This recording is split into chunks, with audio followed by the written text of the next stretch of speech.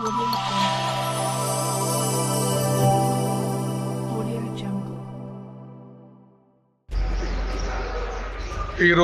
2 లక్షల రూపాయల రుణమాఫీని శ్రీ ముఖ్యమంత్రి రేవంత్ రెడ్డి గారు ప్రకటించినందుకు ఫిషరీస్ చైర్మన్ మెట్టు సాయి కుమార్ ఈరోజు గాంధీ భవన్లో రేవంత్ రెడ్డి గారికి పాలాభిషేకం నిర్వహించడం జరిగింది.